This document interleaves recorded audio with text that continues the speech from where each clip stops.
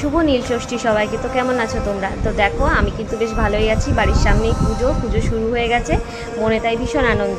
তো দেখো বন্ধুরা, আমি কিন্তু সকালবেলায় পুজো করে নিয়েছি, আর তারপর দেখো এখন চলে এসেছি রেডি হতে যজ্ঞতে যাব বলে। আর আমি এখানে রেডি হয়ে গেছি, এরপর সবাই মিলে চলে যাব যজ্ঞ দেখতে। দুপুরবেলাটাই যজ্ঞ হয়, তো এখানে বেশ খানিক্ষণ বসে থাকার পর যজ্ঞ শুরু হয়ে গেছে।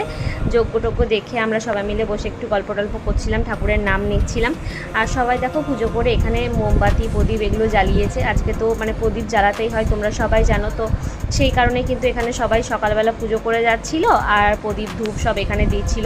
তারপর দেখো প্রায় যজ্ঞ কিন্তু শেষের মুখে। তো আমরা সবাই এখানে বললো সবাই উলুধ্বনি দাও আর দাঁড়িয়ে পড়ো। তো সবাই মিলে কিন্তু আমরা দাঁড়িয়ে উলুধ্বনি দিচ্ছিলাম আর ঠাকুরের নাম জপ করছিলাম। তো তারপর দেখো এখানে কিন্তু পুরো ঘিটা ঢালা হলো। তারপর আমরা সবাই হর হর মহাদেব, হর হর মহাদেব, হর হর মহাদেব বলে উলুধ্বনি দিলাম।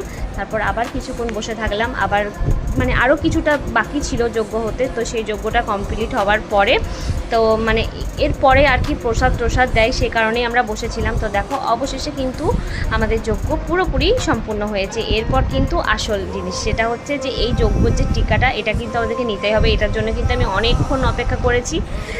তারপর দেখো এখানে অনেকক্ষণ অপেক্ষা করার পরে কিন্তু মানে লাইন আর কিছু মতে আমি পাচ্ছি না। অ্যাটলিস্ট আমাদেরকে মানে লাস্ট অবধি লাইন পেতে হবে। তো সেই কারণেই আমি দাঁড়িয়ে আছি যে না অ্যাটলিস্ট পাবোই, দাঁড়িয়েই থাকি, বাড়ি চলে গেলে আর পাবো না। তো অ্যাটলিস্ট দেখো আমি পেয়ে গেছি এখানে টিক্কাটা। তারপরে একটু গেলাম, ওখানে প্রসাদ দিচ্ছিল, তো সেখান থেকে প্রসাদ নিয়ে পরে আমরা দিদিভাইরা সবাই মিলে একসাথে একটু বাইরে গিয়ে একটু ফটো তুলে নিলাম। তো এই ভিডিওটাই এত দূরই অবধি, খুব জলদি নেক্সট পার্ট নিয়ে আসছি।